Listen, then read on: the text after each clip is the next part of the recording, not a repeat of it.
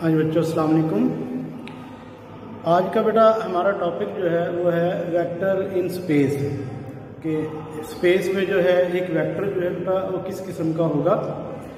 तो टॉपिक पढ़ाने से पहले बेटा कुछ गुजारिश करता हूँ आपसे कि एक तो आपने जो है मेरे चैनल को आपने सब्सक्राइब करना है और उसको लाइक भी करना है और जो है उसको बेटा आपने जो है शेयर भी करना है ताकि जो अपकमिंग वीडियो है वो आप तक पहुंच सके, तो आप लोग जो है उसको आप लोगों को इसका फ़ायदा हो सके।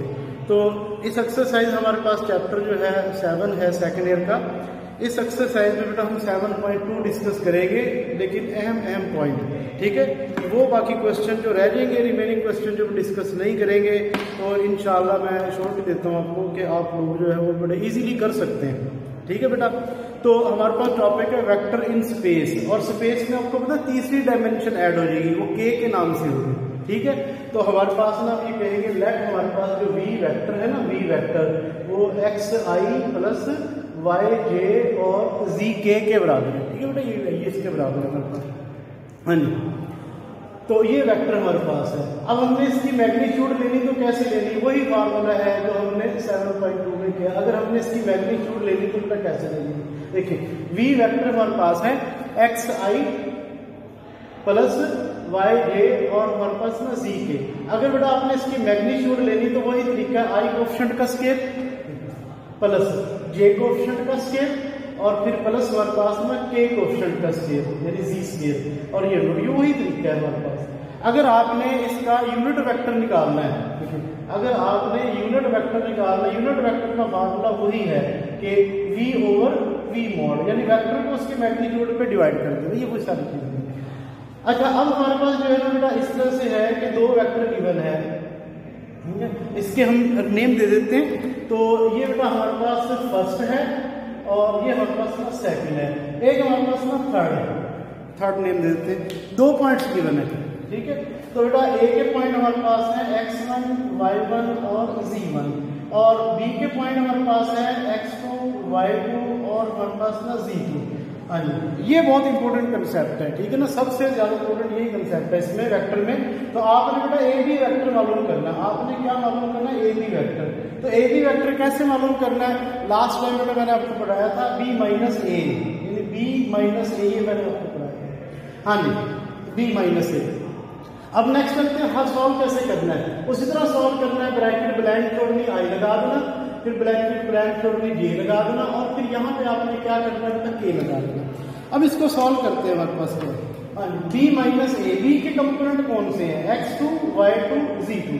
तो ये आपने ऐसे करके लिखने x2, y2 और z2। पहले आपने बी के कंपोनेंट लिख लेने, फिर ए के कंपोनेंट आपने माइनस करने, यानी इनके ए के कंपोनेंट के साइन चेंज करके लिखने। देखिए माइनस x1, देखो माइनस x1 माइनस y1 और माइनस हमारे पास z1। तो ये हमारे पास क्या निकला है, ए बी वेक्टर हमारे पास निकला है। तो ये बहुत इंपॉर्टेंट चीज है। तो जैसे हमारे पास देखें, और इसको फिर चलाएंगे नेक्स्ट, हाँ जी। तो हमारे पास बेटा अब हमारे पास जो नई चीज आई है वही चीज है सारी जो हमने 7.1 में डिस्कस की। अब नई चीज क्या है बेटा, नई चीज आई है डायरेक्शन कोसाइन, हाँ जी, डायरेक्शन कोसाइन, ये नई चीज है आपके पास है, डायरेक्शन कोसाइन।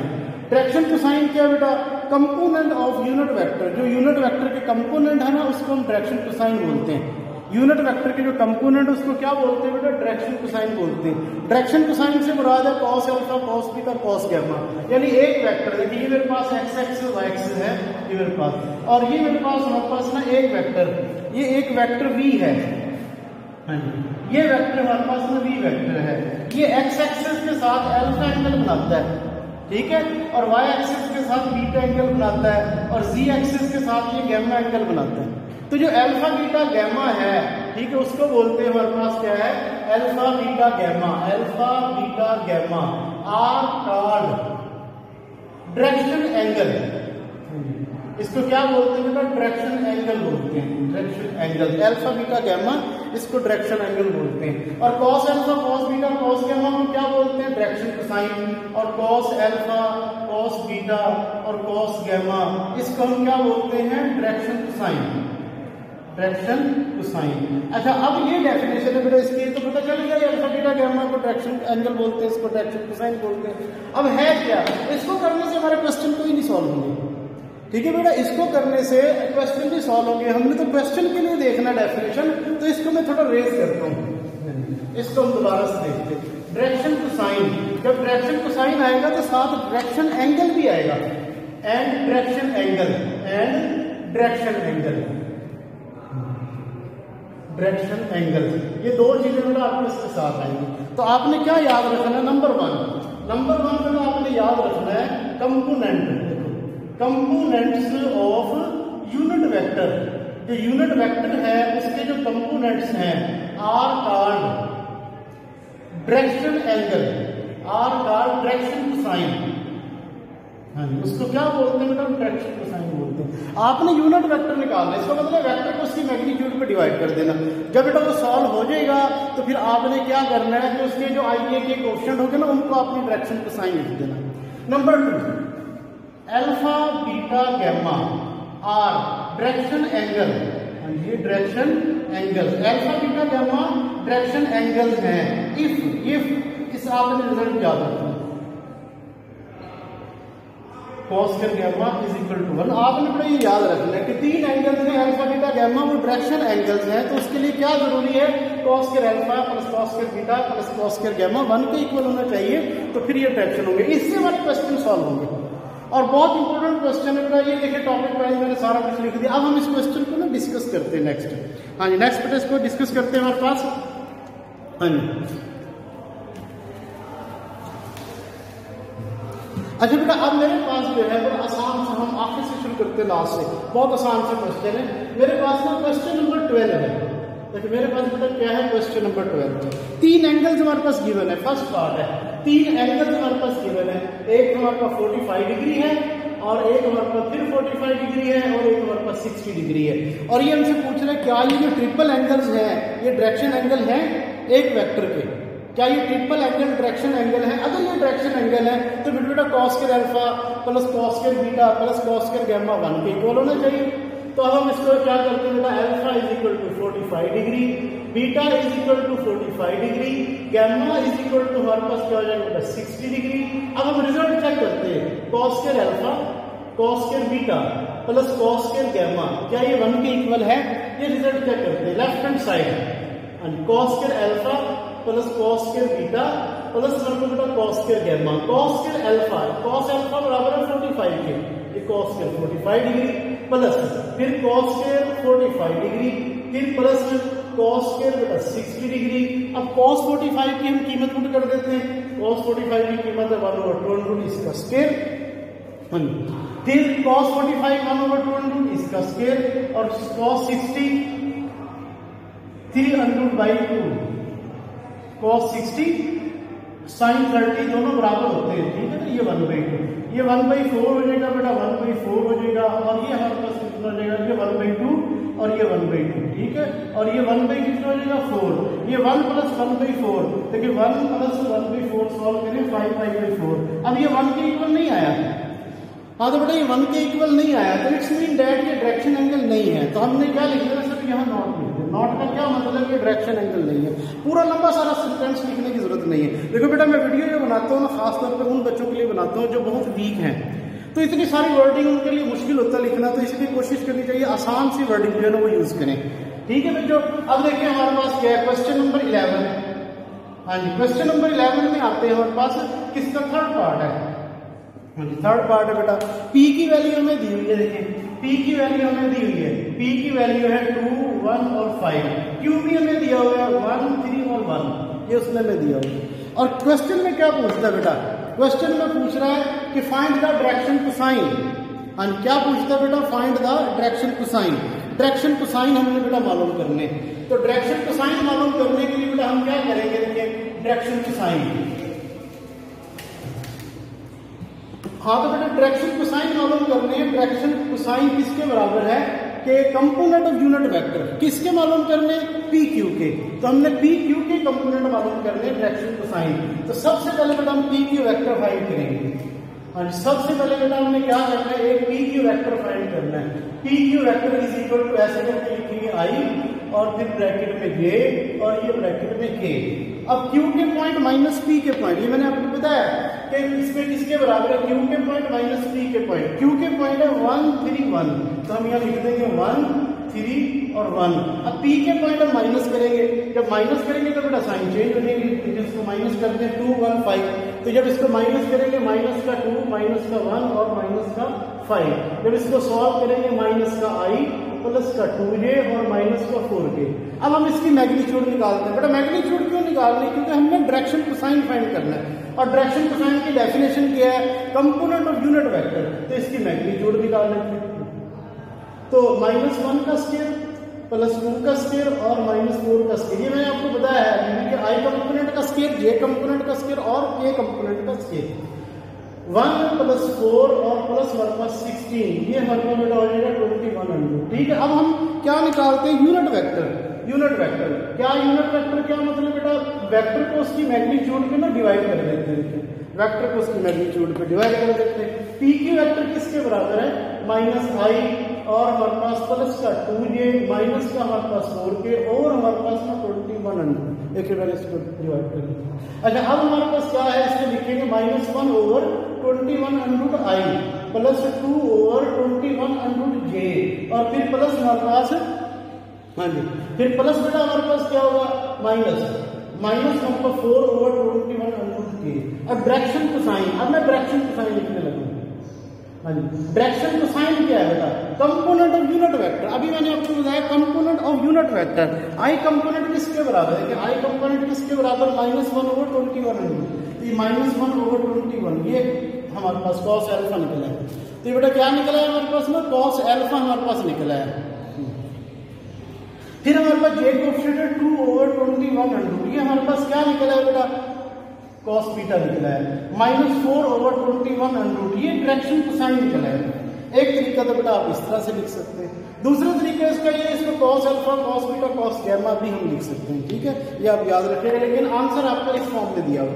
किसी भी वेक्टर के आपने डायरेक्शन कोसाइन निकालना तो क्या करेंगे बेटा, वेक्टर को उसकी मैग्नीट्यूड पे डिवाइड करेंगे, यानी यूनिट वेक्टर निकल आएगा आपके पास, फिर उसको आप लिखेंगे डायरेक्शन कोसाइन ऐसे। ठीक है, तो इस तरह के मजीद क्वेश्चन भी बेटा आपने सॉल्व करने आपके पास हैं। फिर और हम देखते हैं बेटा, हमारे पास नेक्स्ट चलते हैं। हाँ जी,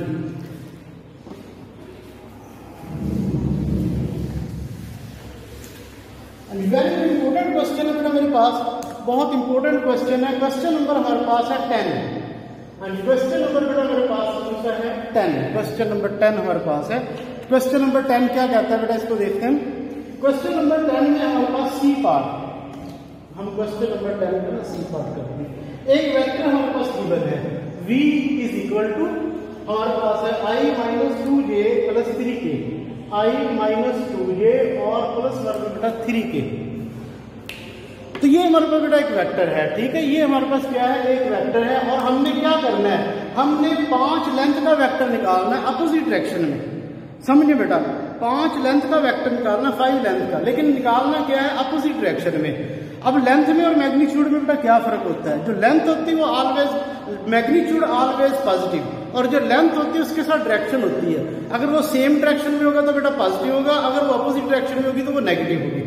ठीक है, तो हमने क्या निकालना है, 5 लेंथ का वेक्टर निकालना है अपोजिट डायरेक्शन में। तो इसका मतलब हम यूनिट वेक्टर पहले निकालेंगे और फिर उसको -5 से मल्टीप्लाई कर देंगे। अपोजिट डायरेक्शन में आपको पता, वेक्टर जो अपोजिट डायरेक्शन में नेगेटिव होता है, सेम डायरेक्शन में पॉजिटिव होता है। तो हम सबसे पहले इसका क्या निकालते हैं बेटा, यूनिट वेक्टर। उसके लिए हमें मैग्नीट्यूड चाहिए, आई कोएफिशिएंट का स्क्वायर, जे कोएफिशिएंट का स्क्वायर और ये के कोएफिशिएंट का स्क्वायर। अब इसको हम सॉल्व करते हैं, 1 + 4 और प्लस 1 + 9, तो ये हमारे पास आ गया 1400। अब हम क्या निकालते हैं बेटा, इसकी यूनिट वेक्टर। अगर आपने यूनिट वेक्टर निकालना है तो फिर लिख दे unit vector is equal to v/v mod. अगर आपने बेटा यूनिट वेक्टर को फर्दर यूज करना है, मल्टीप्लाई करना है, कोई और काम यूज करना है, तो फिर हम इसको ऐसे लिखते हैं, let u is a unit vector. Let हम लिखते हैं u is a unit vector, ऐसे करते हैं इसके लिए। तो u is a unit vector. तो यूनिट वेक्टर आपको पता है, यूनिट वेक्टर बराबर होगा v/v मॉड। तो इसको सॉल्व करते हैं, तो ये i हो जाएगा, माइनस का 2j हो जाएगा, प्लस का 3k हो जाएगा, और हमारे पास ना 1400। 1/14 हो जाएगा, -2/14 ये हो जाएगा और +3/14 के हो जाएगा। अब हमने क्या निकालना है, 5 लेंथ का वेक्टर निकालना है अपोजिट डायरेक्शन में, ठीक है। तो रिक्वायर्ड वेक्टर, लंबी चौड़ी कहानी नहीं लिखनी, तो रिक्वायर्ड वेक्टर, तो रिक्वायर्ड वेक्टर क्या होगा बेटा, आपने 5 लेंथ का वेक्टर निकालना है, यानी 5। अब सेम डायरेक्शन में निकालना है तो प्लस हो जाएगा बेटा, अपोजिट डायरेक्शन में होगा तो -5 हो जाएगा, ठीक है। अगर आपने दोनों वेक्टर निकालने हैं यानी सेम डायरेक्शन में भी अपोजिट डायरेक्शन में, फिर माइनस से भी मल्टीप्लाई करेंगे, प्लस से भी करेंगे। तो एक पार्ट इस तरह बेटा खुद कर लीजिएगा। देखिए -5 और 1/14 -2/14 ये आई हो जाएगा और ये जी हो जाएगा, प्लस 3/14, ठीक है, और ये हमारे पास ये हो जाएगा। अब इसको ना मल्टीप्लाई करते हैं, -5/14 आई हो जाएगा और माइनस का माइनस माइनस प्लस 10/14 हमारे पास जी हो जाएगा और प्लस माइनस 15/14 हमारे पास की हो जाएगा। देखिए ये हमारे पास 5 लेंथ का जो वेक्टर निकला है, ठीक है बेटा, 5 लेंथ का हमारे पास वेक्टर निकला है अपोजिट डायरेक्शन में। -5 का मतलब अपोजिट डायरेक्शन में, अगर ये सेम 5 होता, सेम डायरेक्शन में होता तो फिर +5 होता। हाँ जी, नेक्स्ट और करते हैं बेटा।